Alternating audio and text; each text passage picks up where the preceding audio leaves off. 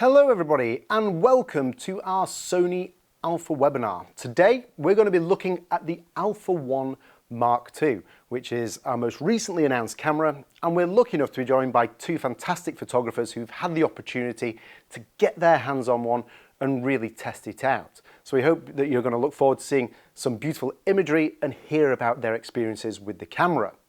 Now, as a first point, just in case anybody hasn't seen the details of the Alpha 1 Mark II, I'll give you a bit of an introduction of what it's all about. And the Alpha 1 Mark II is our flagship camera here at Sony. It features a 50 megapixel Exmor RS stacked CMOS sensor. So for those of you who are not familiar, the stacked sensor has multiple layers to it, which enable an extra layer of circuitry to enable you to output lots of information quickly. And that it really is the key to lots of the great features on the camera. Added on to that, it does have image stabilization, which is upgraded from what we saw on the original Alpha 1, with up to 8.5 steps of correction at the center and up to 7 steps of correction at the periphery. So that in-body stabilization for movie or for stills, enabling you to counteract the shake and shoot in lower light conditions. Like some of our other recent cameras, we've also got selectable RAW options on there. So 50 megapixels is fantastic, but maybe you don't want 50 megapixels all the time. So we do have our different options for RAW in terms of compressed, lossless, compressed, and uncompressed. And those lossless compressed options has a small, medium, and large RAW file size. So if you know you want to deal in a smaller resolution but still shoot in RAW, you have that capability too. Big thing for the Alpha 1 Mark II in comparison to its predecessor is the AI processing chip. This was something which we launched first on the Alpha 7R Mark V. And this really revolutionizes the recognition capability of the camera. So it enables it to be able to understand and identify many more subjects, so many more animals, and also in more difficult situations to kind of recognize and focus on them, as well as things like planes, trains, cars, helicopters, and even insects. And actually the human autofocus, the face detection and so on, is massively improved as well, because the camera has what we call human pose estimation. It's really able to understand a lot better effectively the human skeleton. So if your subject is perhaps, like I say, shielded in a dark area, turned around or very far away, it's still able to identify them as a person. And this really has class-leading recognition capability. Of course, it has no blackout in the viewfinder, which is pretty amazing. You might be familiar with that if you have an Alpha 1, and that means that you can shoot at a full 30 frames per second, but still see your subject while you're taking a photo. And that's, of course, with full autofocus, 30 frames per second, and full auto exposure, up to 153 compressed RAW files in the buffer. The flash sync speed is exceptionally quick, giving you up to a 400th of a second in full frame mode, or 500th of a second in APS-C. And also, we have some composite RAW functions. So if anybody uses an Alpha 1 or some of our R series, you might be familiar with pixel shift multi-shooting, where the camera can take multiple images and slightly move the image sensor to improve the pixel count and also color accuracy. And you can take those RAW files and put them together in a computer with our free Imaging Edge desktop software to create a new super high resolution file up to 199 megapixels.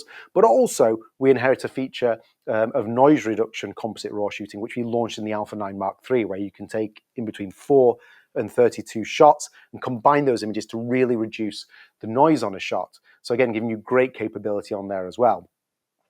Pre-capture, speaking of the Alpha 9 Mark III and a feature it had, that's also been brought on onto the Alpha 1 Mark II. So what that means is that if you're focusing the camera, you can record images up to a second before you actually press the shutter button. So for those unpredictable subjects, you have amazing capability, not just to shoot 30 frames per second, but for the camera to be continuously pre-capturing up to a second's worth of images before you press that shutter button. And like the Alpha 9 Mark III, we have a continuous speed boost option. So there's the new C5 button on the front of the camera, which is right in the grip, and it means that if you want to shoot at a slower frame rate, you can then hold down a custom button, which is by default set to that C5 button on the front, to boost up maybe to that 30 frames per second, because maybe you don't need it all of the time. In terms of video, again, people who use the Alpha 1 are familiar with its great 8K capability, and you get that again on the Alpha 1 Mark II. Added on to that, we've also got focused breathing compensation, and enabling you to reduce any kind of change of angle when you're changing your focus. And we've also got our 4-axis multi-angle LCD monitor, which we first launched on the Alpha 7R Mark V, and is really well appreciated. And for those particular news and sports photographers, we've also upgraded our LAN connection up to 2.5 gigabit per second connection. So that's a lot of specification in a very short amount of time.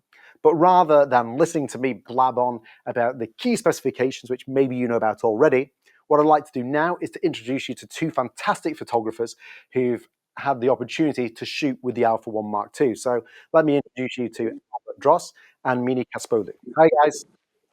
Hello, Ben. Hello. So, as I mentioned, Albert and Mine have had the opportunity to use our Alpha 1 Mark II, but in case anybody is not so familiar with them, I'm going to ask them to introduce themselves a little bit. So I'm going to start off with you, Albert. Kind of, what do you do? What type of photography do you do? How do you get started in photography? Maybe what does a typical day look like for you, or what kind of gear are you currently using? Sure. Yeah, I'm a landscape photographer from the Netherlands. I live in Amersfoort, which is about 30 minutes from Amsterdam. I've been shooting professionally for more than 10 years. Before that, I used to actually be a designer. I worked for television, doing a lot of graphics. So, yeah, I've always been in the creative industry, and I transitioned into photography when I was living in Hong Kong a long time ago. I got really addicted, to shooting. And since then, I never put the camera down. I'm really still addicted to photography. And I shoot landscapes mainly. I photograph landscapes around the world. I visit a lot of beautiful countries each year. I teach, but also do a lot of passion projects.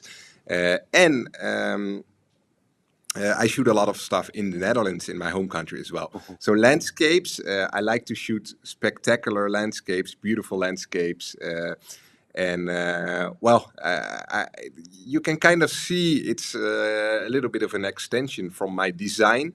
I like to use a lot of color, contrast, some special techniques that the Sony cameras are very good for. Basically, I will tell you a little bit more about it later.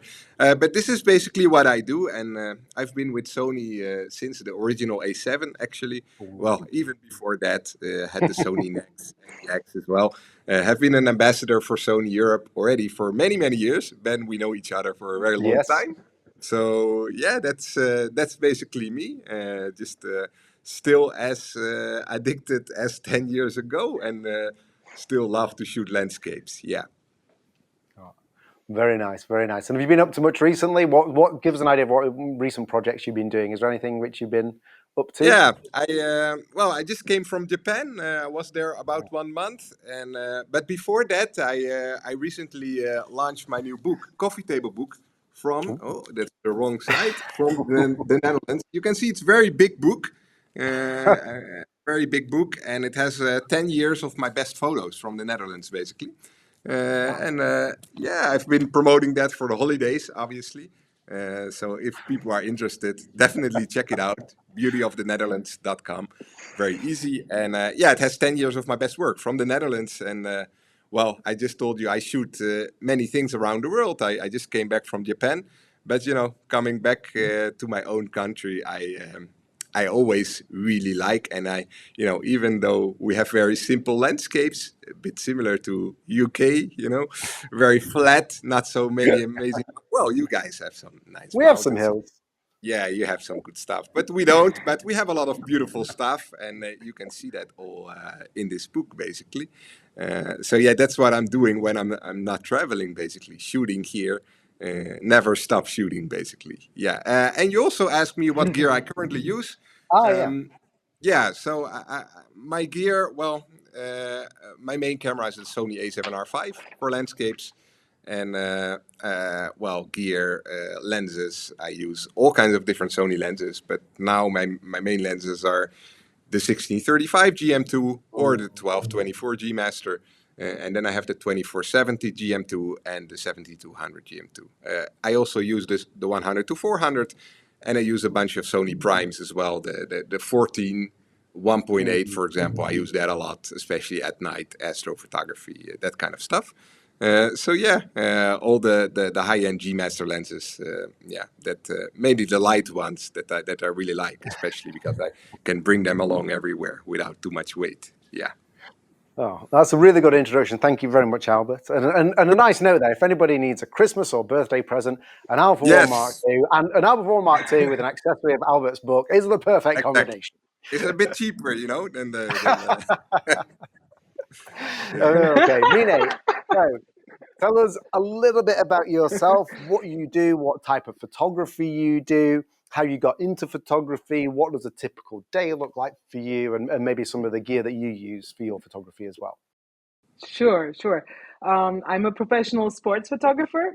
I'm just super passionate about sports, and I used to be an athlete. I was on the national team of my country. I'm from Turkey. I live in Austria, and I travel a lot for work. So I'm sort of like, in between, always countries, following athletes and sports. And I my mission is really to follow the top athletes and to capture their emotion and their action.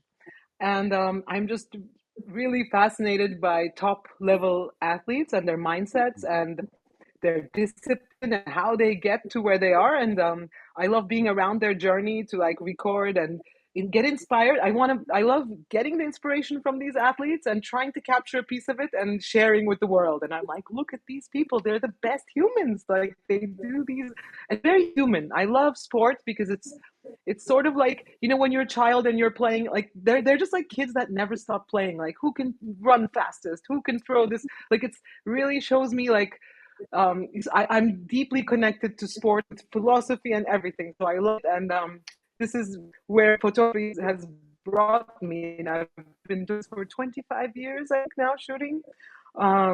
So it's been a while. It's been a while. I've shot 10 Olympic Games. I was in Paris just recently, and in a year we have another games coming up in Italy for Milan Cortina, and in between there's now World Ski Championships.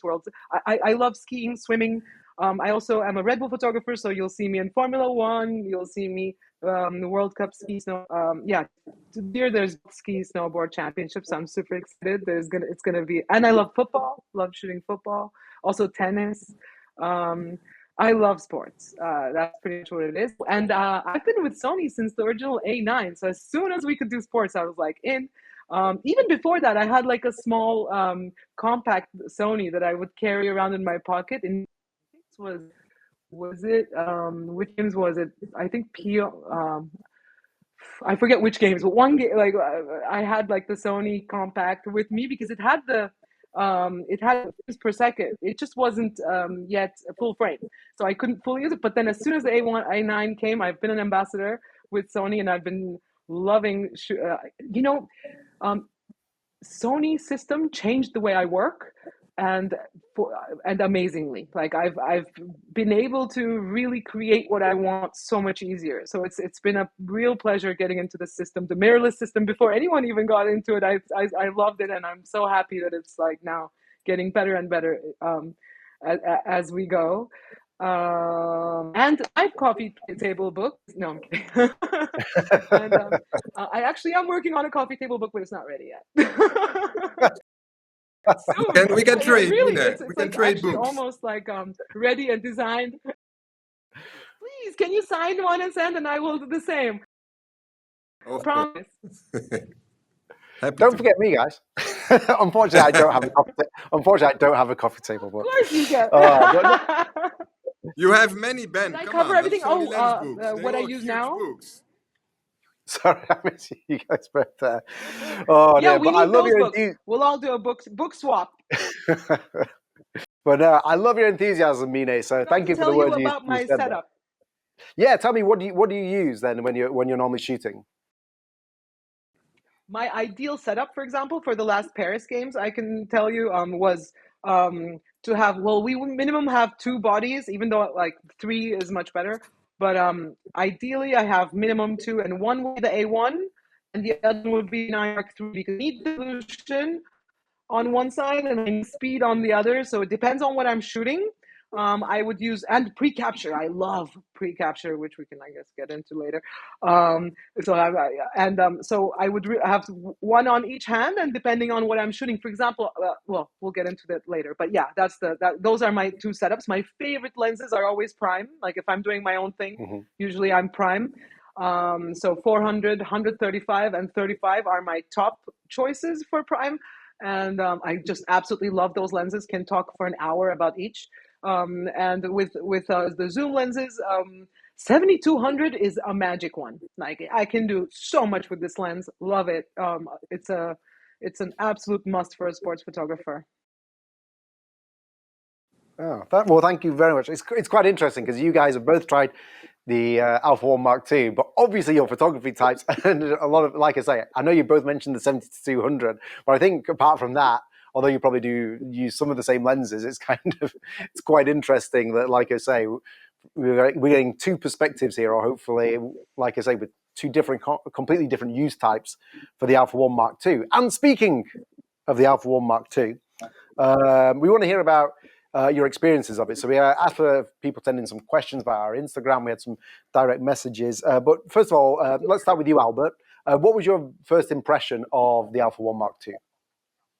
Well, of course, I know that the A1, the original A1, it's like the flag. It was when it came out, it was the flagship camera, right? So everything should be in it. So this is what I was also expecting, of course, in the new Alpha 1 Mark II. And I heard a little bit of rumors about it, the usual stuff.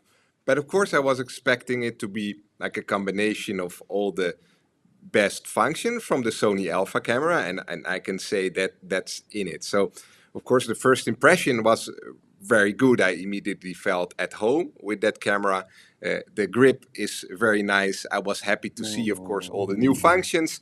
Of course, my A7R5, when my A7R5 came out, actually, I did the launch trailer even for that.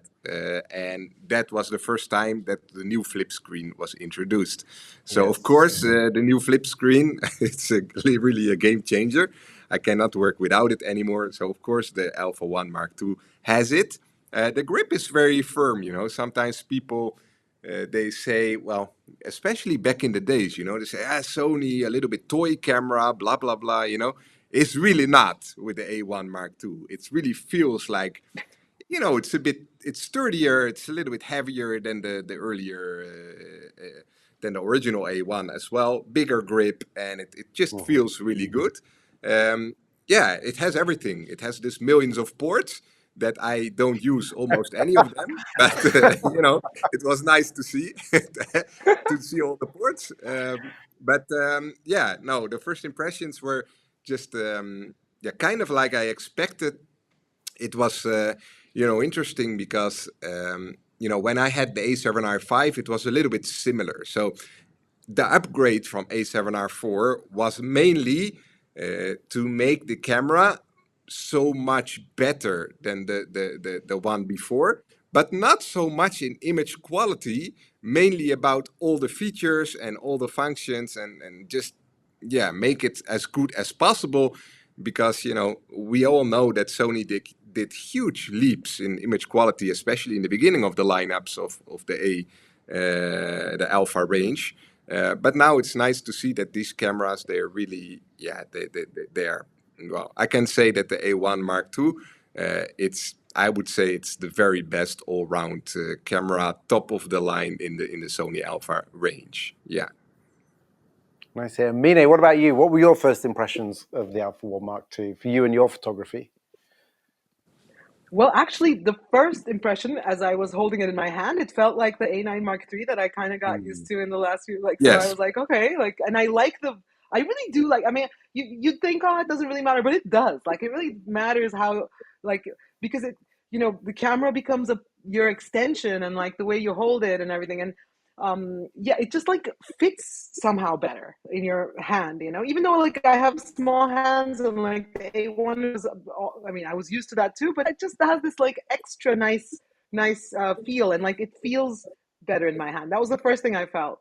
And I do like the C5 button on the front. Like I think that was something also that like I liked from the A9. And then the first time I downloaded my images, I shot like a football game to test. And it just, I don't know what it is. Like maybe you could tell, like, it just looked more alive, like more 3D. I don't know what it was. Like the images were just so, um, I don't know. I just was like, wow, something was different. Like I don't know what it is, but like that was my first impression. And what I love is to have a camera with pre-capture that's so high in resolution. I love it because I love pre-capture. Um, it's with sports photography, we're looking for like little moments, and like you there so many times like you'll be looking through and you'll see something, and then you'll um like whenever I'm editing my photos, there's like a series of shots that like come in after one after another, and usually I select the first one because it's closest to what I actually wanted, because like I'm trying to capture a moment. So like I see something, and of course it might be nice ones towards the end, but like I so many times it's the first shot is like a good one, right? So with pre-capture, you actually get to see what triggered you like before that. So it's like it's really really magical. I love pre-capture. It's like a little surprise. You know how back in the film days, I don't know if you know, but there was a surprise element to photography, like where you would do the shoots and then you would have to wait, and then it would be totally like a surprise. So it's a pre-capture for me is like this surprise when I'm downloading, and then see these like before moments of what I actually shot. So I love to have this with the higher resolution now. So this was really really nice for me. No, that's really interesting to hear. I mean, in terms of you were mentioning about the images and the image quality, although it sounds very similar to the Alpha 1, kind of 50 megapixel, exmor RS stacked full frame sensor, like I say, we do get better image quality, particularly in the mid and higher ISOs from the Alpha 192. So we do see an improvement there. And it's really interesting to hear you both talk about the build and the ergonomics of the cameras. You will probably struggle to see here, but I have an Alpha 1 Mark II here. And so I know it's probably quite small on screen. But as you mentioned, it's got very similar layout to the Alpha 9 Mark III. That grip is even bigger. I mean, Albert was mentioning the original Alpha 7 series, and actually I had one of those in my hands today, and you remember how small the grip was on those. Needless to say, as Sony, we try to listen to feedback, so each time it feels like the grip is going bigger and bigger and bigger. It's designed like that. As you mentioned, you referenced it before. We have this C5 button up on the front here. So this again, by default, is continuous speed boost, so you can boost your shooting up to there as well. And also, Albert mentioned the screen. So again, mentioned this before, but this is the screen we first had on the Alpha 7R Mark V. So this screen can be tilted as normal, so in line with the optical axis of the camera, and can have normal up and down tilt. But because it's a 4-axis screen, it can also come out to the side, can be moved in many different ways. It can be moved. Albert very kindly mentioned the ports that he doesn't use for his usage, but a lot of people, particularly on the video side, might be interested in the ports here. Sports shooters might need the LAN connection for sending images off to editors. And we even make sure this screen can move far enough away not to interfere with any of those ports as well on there. So it's really interesting that as people who also make amazing images, those ergonomics, the build quality is obviously still so important to you guys, kind of out shooting as well as the image quality and the focus and so on within there as well. Talking about focus, I mean, like I say, I know you both shot some things with a bit of action. Did you find the autofocus worked to your expectation, that it did okay with what you were shooting? Let's start with Albert. Yeah, well, I mean, I'm a landscape photographer, so I don't shoot that much. Oh, you did. But You did shoot some wildlife, I think, yeah. no. Sometimes I photograph birds, right? So we get into that, but the autofocus is insane. Actually, it's really, really good. It's extremely good. Like in flight, it will focus on the eye 90% of the time, even when the wings are in different depth and stuff. So it's extremely good. The autofocus, I would say, animals, but also people. Yeah. So and not only for stills. Well, in stills, especially for people, it really never misses. The eye, it never misses. But one thing good to mention, I think, is video. So in video also, it constantly focuses on the eye. while you are shooting, also when a subject is coming towards you, it can be a bird or it can be my little daughter, when she's running towards me and I shoot video 120p, the focus is always on the eye. Yeah, and now also it has the subject recognition in video. So I was shooting birds, ducks and stuff, and they were, I was shooting with the 300 2.8 and they were in the pond.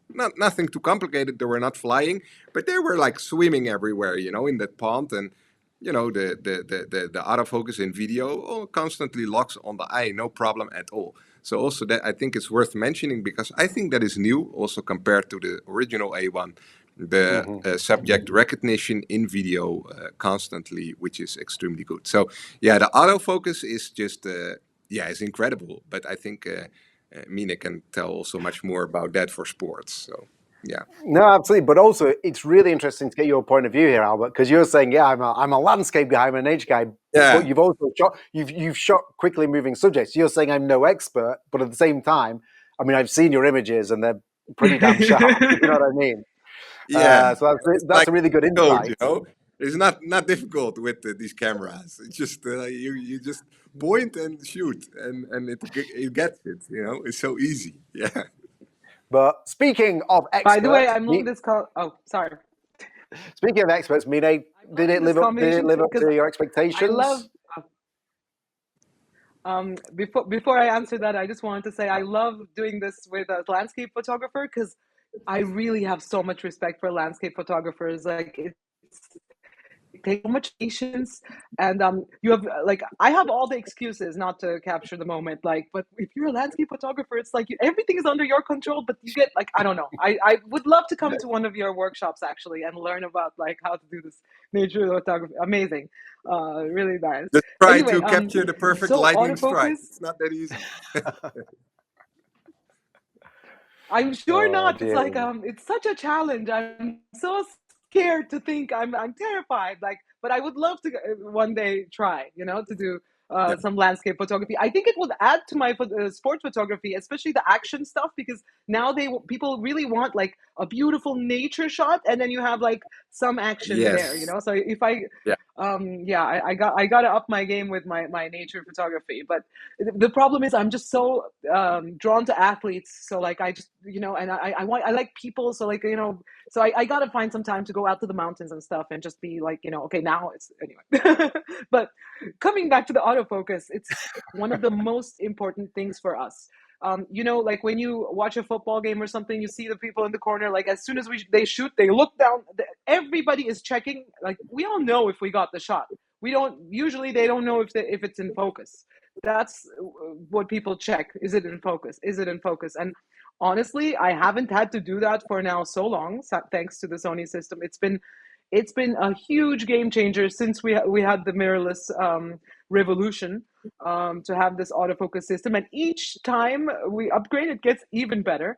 And somehow, me and my cameras, my A9 and my A9 Mark III and A1, already we talk to each other with our focus. I know exactly where it will focus. It had such a good language, and A1 Mark II just continued that, and I think it's even better with this AI chip.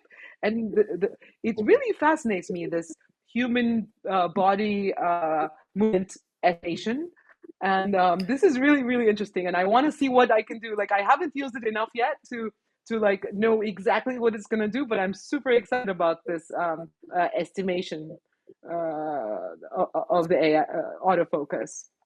No, And yeah. that's really cool. That's really cool to hear. But probably enough. It's been fantastic to hear your experiences. But rather than just talk about it, maybe let's have a look at some of the images that you guys have taken. So what we're going to do is we're going to start off with some of Albert's images. And if you'd like to talk us through these, please, Albert, what have we got here? Yeah, sure. So of course, when I first got this camera, it was, when was it? 1.5 months ago, I think, or even 2 months ago. And it was full autumn season in Netherlands. Now these trees don't have leaves anymore. But lots of mushrooms in the forest. So of course I did many shoots, autumn shoots. So autumn landscape. So what you see here is, you see some beautiful mushrooms here, and it's actually a focus stack, right? So this is kind of my signature shots. I use a lot of focus stacking, and I like technical things, that I mentioned in the beginning from my design background. I like to push like what you can do with camera and also in post processing. So here we see like a focus stacked shot that basically I can do that with my A7R5 as well. And now the A1 Mark II also has focus stacking. I think the A7 IV also just got it in a firmware upgrade, which is extremely nice. So focus bracketing and focus stacking, it makes my life that much easier. Otherwise, I would have to focus manually and do all the shots. So basically, why are we doing that?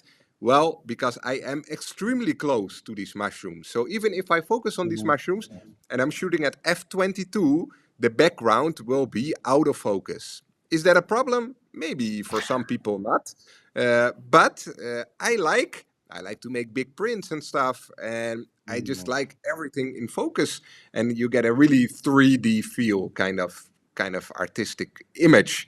And the newer Sony bodies, the A1 Mark II, have these focus bracketing. So basically what you do, you just focus on the leaf that is closest to the camera, and then you let the camera take the shots, and it will take shots all the way to infinity. So it will take maybe 5, 6, 7 shots, depending on how you configure it. Then you have all the shots, and all you need to do is combine them in post-processing to have a shot that is sharp from front to back, right?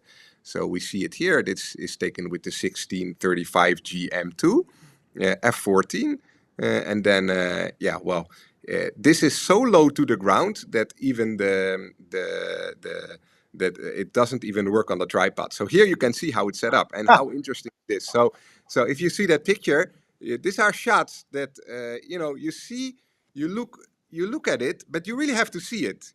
So you have to really see it to because people often think that my shots are like fake or anything or something, but it's all about creative compositions. So here you see I'm using actually my tripod leg to balance the camera because it's so close to the ground and I need to kind of tilt it up a little bit. So I still use the leg for that.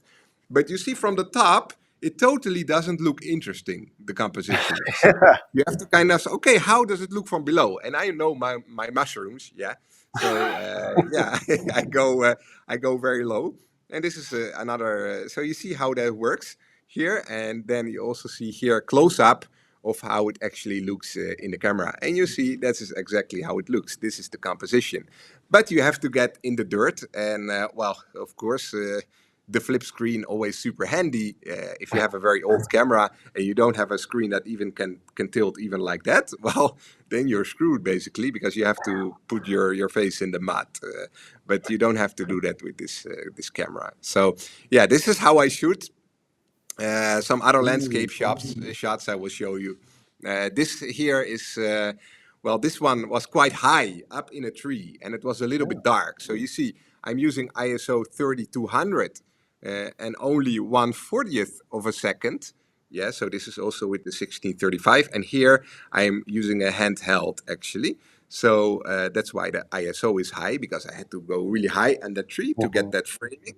Right? But here we can see that the image stabilization, the image stabilization is really good with this camera for video, but also for photography. I use it all the time. I can even shoot sometimes like half a second. I can shoot like waterfall long exposure at maybe half a second handheld. Yeah, this I could do already with my A7R5. I think this camera is even better image stabilization, but I don't know for sure. I have a very steady hand, so I shoot quite well handheld. But I'm happy to see that they even improved that more. So I'm always very confident with shooting handheld with the Sony bodies. Yeah. So this is a good example of that. This also handheld. Yeah. So this is with the 90mm macro that I also often bring. So here we see a fly. On a mushroom here, the classic one, the red with white. And this is also handheld, and you see 1/200th of a second higher ISO and handheld.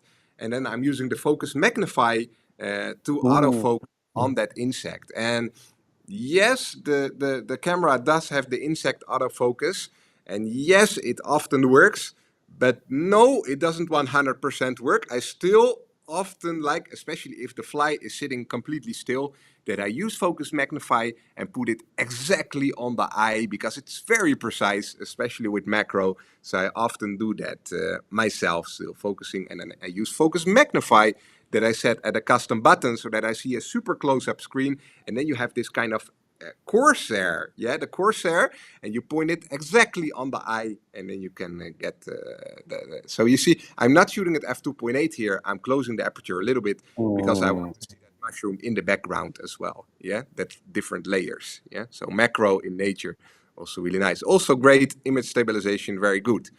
Then I wanted to show something else. Like here we have a little cityscape, my hometown, Amersfoort, and I actually just wanted to show the dynamic range. So here's from the tripod, just very simple shot actually, but it's just one picture, and the dynamic range is always extremely good with the Sony bodies. And yeah, the Sony A1 Mark II is of course no different. So this is like maybe 20 minutes before the sunrise, and you see we have a beautiful dynamic range. Like the lights are not overexposed, the sky is beautiful color, and we can take these pictures most of the time by just taking one picture.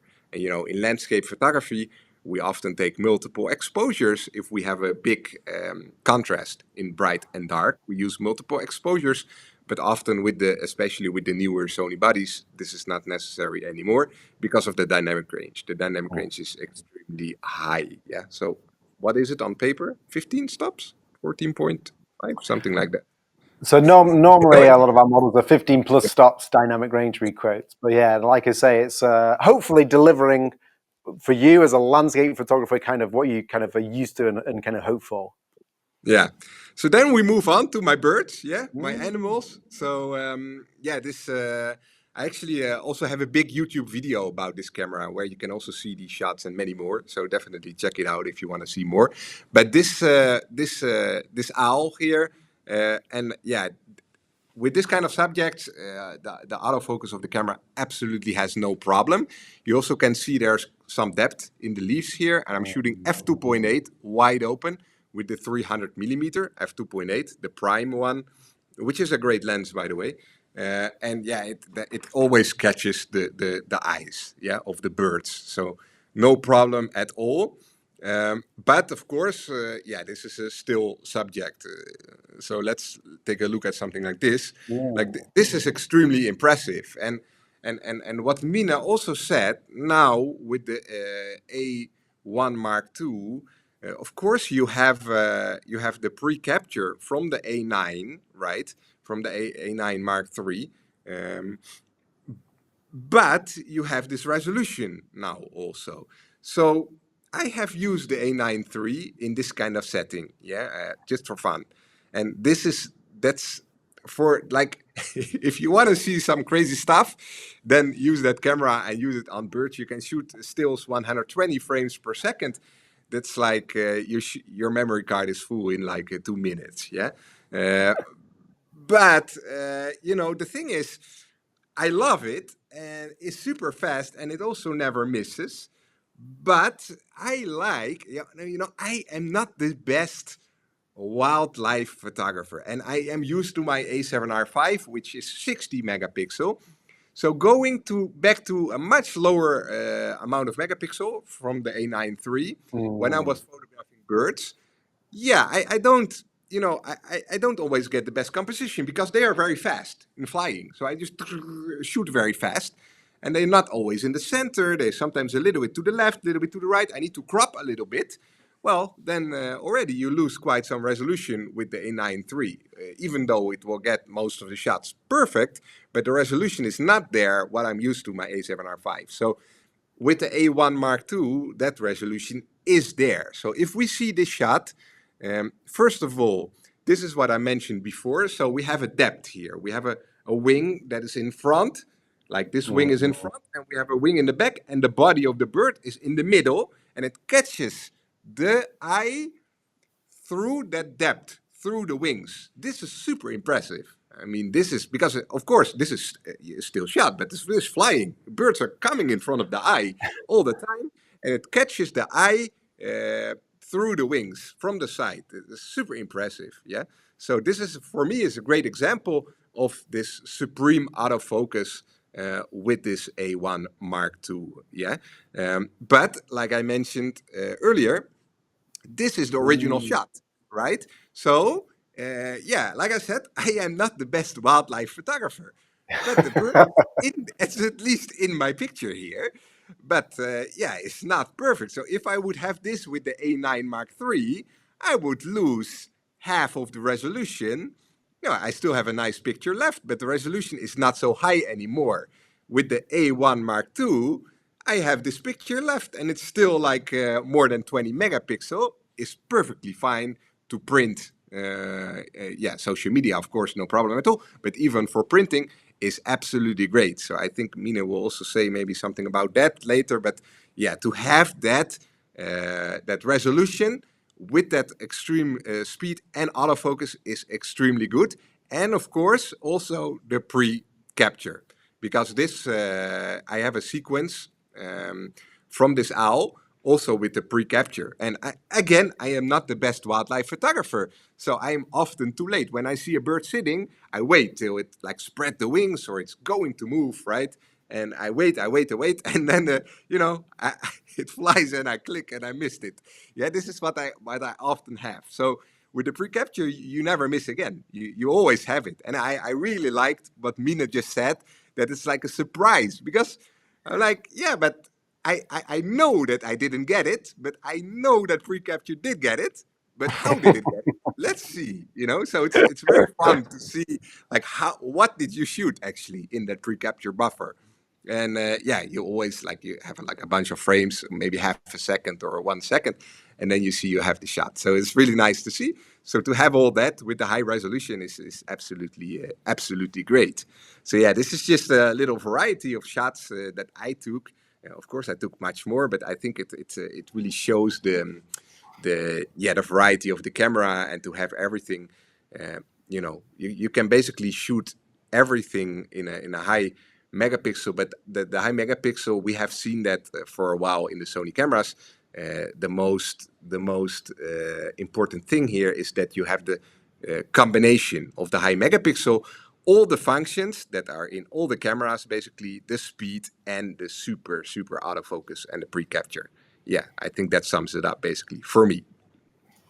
Now, that is really a good summary in general, because as you mentioned earlier, the Alpha 1 Mark II is our flagship, and the fact you have that 50 megapixel, that 30 frames per second, but now the AI processing chip giving amazing focus capability like you've shown here. And also, I was quite glad to see that even though that was cropped from further to the corner of the lens, you still Yes. get amazing sharpness out of the lens, the great resolution coming Yes. through as well. And it kind of summarizes it very well. The Alpha 1 Mark II, it's not a camera we would pigeonhole, because whether you're a landscape photographer, a sports photographer, portrait, or a movie shooter as well, you have all those tools in one camera. And I think you've really shown some great demonstrations there of the image stabilization working, the image quality, the dynamic range, the ISO performance, and the focus. And like I say, as we mentioned before, you said you're no wildlife or autofocus expert, Yeah. but the fact that you've taken stunning images, like I say, I'm sure your photography skills definitely come into it, but it shows that even if you don't back yourself as highly as maybe a sports photographer, that the camera can help you get those shots. So that's really great to Especially see. this kind of stuff is very difficult with my A7R5, I have to say. It is much easier with the A1 Mark II. I mean, of course, for landscapes, my A7R5 is perfectly fine. Yeah, but if I want to shoot more wildlife and birds, especially, wow, then it's more difficult. Than the A1 Mark II is definitely 100 times better than that. Yeah.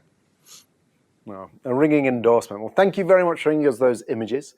I think now let's have a look at maybe some different type of photos, and we're going to bring Mine in now and have a look at what she's done with the Alpha 1 Mark II. So Mine, talk us through your images, please. Hi, I loved looking through those images. It was really nice. Yeah, looking over to some, well, sports photography, we have action, but we also have emotion. So sometimes I really like some portraits. I mean, of course, we have to capture action, but sometimes I like a moody like portrait, or like just like getting the mood of the athlete. This was right before this is a diver, and she's getting prepared to do this dive. Actually, from sitting, she will lift her legs and then like flip, like just like from there. So she was just preparing for that. But I also love shooting into the sun. Just make it look like a big moon. And yeah, it was just, I was just having a lot of fun with with um, the athletes, which is just what you know, my favorite, one of my favorite things to do. Just kind of let them do their thing, let me do my thing, and capture these magical real moments. And I love that I used 32,000th of a second. I just like to sometimes go to the max of the camera, or like see how far I can push things. You know, ISO 50. Is that the max of this camera? Technically, I don't know. Yeah, it is. So again, you've demonstrated, like I say, not one of the features I highlighted before, but thanks to that Exmor RS sensor, you can reach a 32,000th of a second. And again, here for the sun in the background, that's obviously really, really helped you on this as well. Yeah, this was like I think this was quite you know, midday-ish. So the light wasn't so good. Sometimes I like to do that when the light isn't so great. One of my masters taught me this. Like if it's because he told me you can be like, sometimes sports competitions, we don't choose the timing. It's not like a catalog shoot where we say, oh, this light is good. Sometimes you're stuck. Shooting light is all the way up top, and he would tell me just expose for the sky and get some shadows, you know. So I always keep that in mind whenever, like, and always make these, I don't know, I loved seeing the backstage of the nature photography too, from the floor. Like sometimes, like if I had a photo of how it really looked, it would be completely different. Like that's the magical photography. Like you can just, you know, create an image that's real and magical from, you know, a different point of view. I don't know. Let's see some Ooh, action. yeah. This, I mean, shooting. This was again with a prime lens, which I love to do when I'm just doing my thing with the 50 millimeter 1.2. And this was, I was on top one of the platforms, and just like shooting her go down. And I'm crazy about backgrounds. Crazy about backgrounds. I needed to be totally clean. This one I didn't even need to really crop, because I, you know, it just fit the frame. I just did a little bit. I think maybe I might have moved it a little bit, but I love when it's actually, this image probably I could be, you know, print it on a huge skyscraper. You know, that's how good of a quality image this is. And um, love capturing these moments where they make it look so easy. You know, these guys, they work every day about 4 hours, maybe like for years, only taking one day off. This is why I'm obsessed with athletes. I don't think they get the credit they deserve, like with how much work they do on their bodies and show the world what's humanly possible, but they make it look so easy. And that's why I love photographing it. You know, it's just like yeah, it was tough. There were so many good images. It was tough to choose. Ooh. This one too, I love it. Like, just it's exactly the moment that she's about to enter. I mean, this would be really hard to capture. With, I don't know, 10 years ago. You know, you could shoot all day and try to get this exact moment where her hand touches and goes, about to go in with that straight. It's I got this from, I must be from the pre-capture. But yeah, just love the mood. This was also like right when the sun was coming out, really early in the morning. And just, yeah, super simple dive it looks like, but it's actually not. She works really, really hard for this. And yeah, we shot, this is a Turkish diver. She's the best in Turkey, like Turkish champion, and also I think Balkan champion. And she was, and then we also have a swimmer, which swimming is one of my top sports that I love to shoot. Swimming, diving also, but swimming, I love it because it has, I love the surface of the water, and it can be so magical. It can bring so much emotion. It can be so calm. It can be so action packed. Water, like, and there's underwater, there's surface water, there's above water. Like, swimming photography really is so exciting because it has so many different things you can do with it. And this in an indoor pool with some sunlight hitting on the of this kind of like setup. And yeah, just getting these like, in and out of the water, and it's tough to get the good moment. And yeah, it was a real pleasure shooting with this camera and trying it out, and also how well it performs in low light. I mean, a lot of the times with sports photography, we find ourselves in low light situations. We're in indoor pools or like indoor halls for basketball, volleyball, swimming. It can be anything. And like, if a camera does good in low light and has the resolution, you can crop and you can make a really good image from so many, like especially for press photography and stuff, like when you need that image and you need it to be good. I think this camera is going to be amazing for that. And yeah, here you can see like there's everything from super dark to super light, and everything is just really good quality. And this is one of a swimmer from Austria, and he's a European champion, and he was nice enough to have us shoot, and it was really nice to see him. He's gonna be in the World Championship next week, so wish him luck. And uh, there's another photo. Here's like, so there's this magical moments in swimming where good swimmers, they like come out of this bubble. And actually, in the group, I was like asking which one. There's another one right before this where like he's completely in the bubble. Like, I'm sure people know these kind of photos from swimming. It's just magical. Um, and yeah, with pre-capture and this, it's just really nice to get like, the biggest problem I was saying is like, just have too many good photos to pick from. Is a good problem.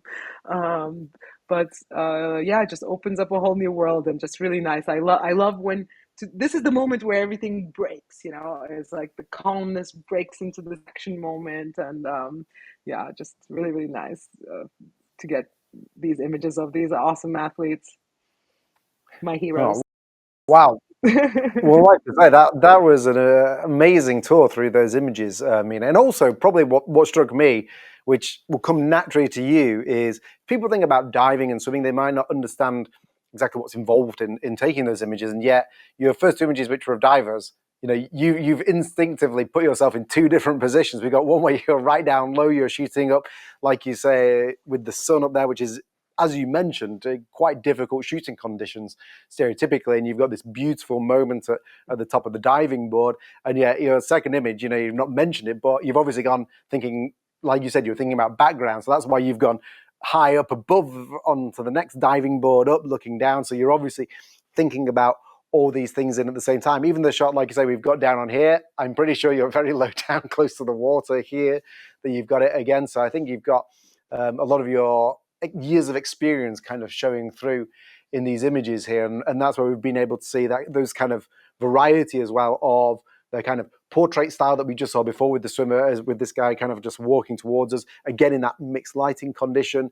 And even though I didn't realize that until you told me that the one of the swimmer with the diver with the sun in the background she was about to dive, I thought, oh, she must have asked her to go up there and just sit down with the sun. And actually, that's, No. I suppose for you, everything from a portrait and bit of emotion is all about still capturing the moment. It's not just the hitting the water. Everything is kind Oh, of an opportunity in it, and exactly. you've only got that kind of time in there to do it, which I guess You hopefully the know, Apple One Mark II enables you to do. exactly. Like the thing is, athletes, they're not models. They're such deep people, and they are doing what they do so professionally and so into it, that the best pictures of them you really get from real moments. Like, I pull superhero moments from what they really do. So I don't tell them stand here, do that. Like, it's not really my style. I wouldn't have told. I mean, it's possible. I can be like, oh, go stand up there. Like, of course, that can happen. But my best images I get from what they really are doing, and I find a way to capture it. And then, because it's inside them anyway, these people are superheroes. Like, they show it in little glimpses, and I like to capture it in real time. And I feel like this is my magic, and I feel like when I do that, that's what my mission. It's one thing when I say, okay, stand like this, like, it's different then. Then they're aware of what's going on. I usually want to capture it when they're not aware of it, because they actually are superheroes. Like, and you get those moments. And yeah, yeah. No, that's really interesting. Thank you very much. Well, let's bring Albert back in. And I think just to say thank you so much for, like I say, sharing your images and your experiences with the camera. It's really been enlightening to see how very different types of workflows and photography, like I say, you guys have been working with the Alpha 1 Mark II. But to give us just a little snippet and maybe a bit of gold dust and nugget of information from your guys' years of experience, before we finish up, I'd maybe just like to ask if there's any kind of tip you could give to our people at home about photography, whether that can be anything. It can be anything from preparation to attitude to equipment, anything you want. So, Albert, why don't you start us off? Is there anything which you could enlighten us with some nice bit of advice for our viewers at home? Yeah, I guess so. The advice I would want to give is that, well, I think a lot of people always ask me, "Oh, can I still start photography now? You know, everyone is a photographer now with smartphones, social media, and all that." And yeah, of course, photography is for me is about the experience and capturing that moment. And I think it's very important to keep realizing that, especially now that you can generate so many images with AI. It's very popular nowadays just to make images with AI and get many likes on social media, this kind of stuff. But photography is about the real moments, the real moments in time. And this is what you have to love doing, capturing those moments. And, people like me and Mina that are addicted to photography, we live for that. We live for capturing those moments. And the photo that we ultimately get is the reward for being there at the right place at the right time. And I think this has to be very clear, and that is not really an advice. It's just something that I wanted to say. I can give one advice that also is a little bit aimed at, like, now everyone is doing Instagram, and yeah, this is my Instagram, this is my that. Website is still very important. So if you want to do this professionally, have a nice branding and website. I don't know why Mina is laughing. Maybe she doesn't have it. I do. But I never no, update it. I I'm so bad. still think if because Mina probably she has so many jobs, she's too busy for that. She's going everywhere photographing these great athletes. And but anyway, if you want to do this professionally, and if you want people to see your work, if you are not there yet, make sure you have a good website where you can show exactly your work how you want people to see it, because you can show it on Instagram, but this is not a real portfolio. This is just an Instagram grid. You can show it on any social media, but on your website, you can show it how you want people to see your work. And I still think that is one of the most important things on how to show your work is a good website and branding. So yeah, that's the things I wanted to say. That is a really good bit of advice. What about you, Mina? Have you got any tips for us? Any bit of I love advice? that advice. I love that advice because I'm so bad at updating my website. I'm just like, it's on Instagram, It's like, I have a good website, but I think I haven't updated in like longer than I'd like to admit. So, um, I'm gonna That I'm means gonna you're take too your busy. advice, That's Mina. good. No problem then. If you're too busy anyway, that's fine. Yeah, I get. I'm gonna think about it though. I like what you said about like I don't want my photos just to be on Instagram. Actually, I want to also put it where and the way I like to be shown. And the way, yeah. No, I thank you for the advice. Um, what I'd like to say is the most important thing for me is to be passionate about what you're doing. So if you want to be a photographer, just see what moves you, and why you want to photograph. Why do you want to show this moment to the world? And answer this really nicely inside. Like what makes you? It shouldn't be like a copy. It shouldn't be, oh, you saw something and that got a lot of likes or something. Like what moves you, I think, will move other people.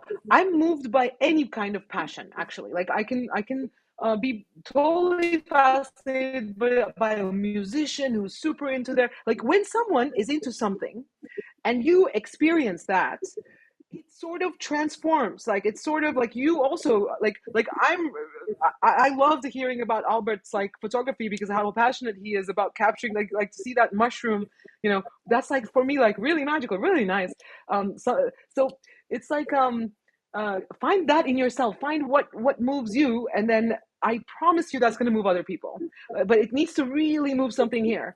If you're interested in it, I know other people will be interested in it, not just because you're interested in it, but also because I think passion is contagious, and it's one of the most important tools for photography because we need to be after the best image constantly. As Albert was saying, I think it's the most important thing for us to get a good image. That's the reward. Like when I get a good image, I'm so happy for a few days. Like it just lasts. It's just like, oh, I think about that moment. Like we're crazy a little. Like, you need to We be a are. little obsessed. It's more important than anything. Like you can't be like, there's something in the background. Okay, it'll do. That's the end of your photography career. You can't be like, okay with that. You have to be perfectionist forever, looking for the better photo. Just like Sony is always getting better and better. We're also.